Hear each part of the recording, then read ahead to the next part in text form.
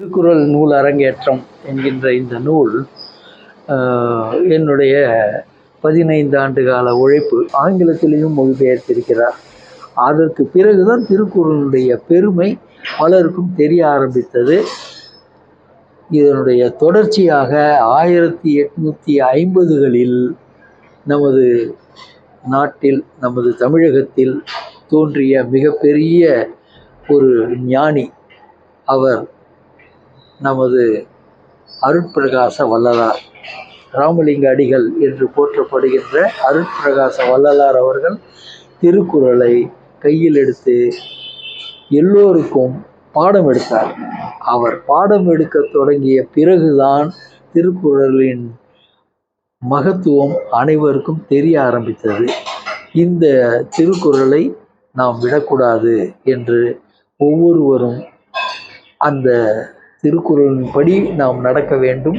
திருக்குறளில் அவ்வளவு பொருள் இருக்கிறது. வாழும் வகை, பண்பாடு, நமக்கு தேவையான அத்தனை வழிவகைகளும் அதில் இருக்கின்றது என்பதை அவர்கள் உறுதிபட கூறினார்கள். அதற்கு பிறகு வந்தவர்கள், மற்ற இலக்கிய அறிஞர்கள் அனைவரும் திருக்குறளுடைய பொருள்களை உணர்ந்து அதை கல்லூரிகளில் பாடமாக வைக்க வேண்டும் என்று கல்லூரிகளில் பாடமாகவும் வைத்தார்கள். அதற்கு பிறகுதான் இந்த திருக்குறளை வைத்து நிறைய பேர் PhD பண்ணியிருக்காங்க. கிட்டத்தட்ட 350 பேர் மேல் உரை எழுதியிருக்காங்க. திருக்குறளுக்கு உரை எழுதியிருக்காங்க. PhD பண்ணவங்க ஆயிரக்கணக்கான பேர் பண்ணியிருக்காங்க.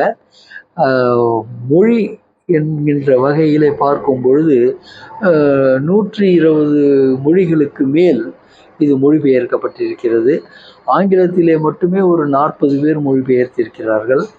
நமது தமிழ்நாட்டிலே, இந்தியாவிலே இருக்கக்கூடிய கிட்டத்தட்ட ஒரு 20 மொழிகளில் இது மொழிபெயர்க்கப்பட்டிருக்கிறது என்பது இப்போது சமீபத்தில் நமக்கு கிடைத்த செய்தி. இதன் மூலம் நம்ம உலக அரங்கிலே திருக்குறளுடைய பெருமையை எடுத்து சொல்லக்கூடிய ஒரு நல்ல ஒரு வாய்ப்பு கிடைத்தது. ரஷ்யாவை சேர்ந்த கிரெம்ளின் மாளிகை என்பது ரஷ்யாவினுடைய மிகப்பெரிய ஒரு அந்தஸ்துக்குரியது.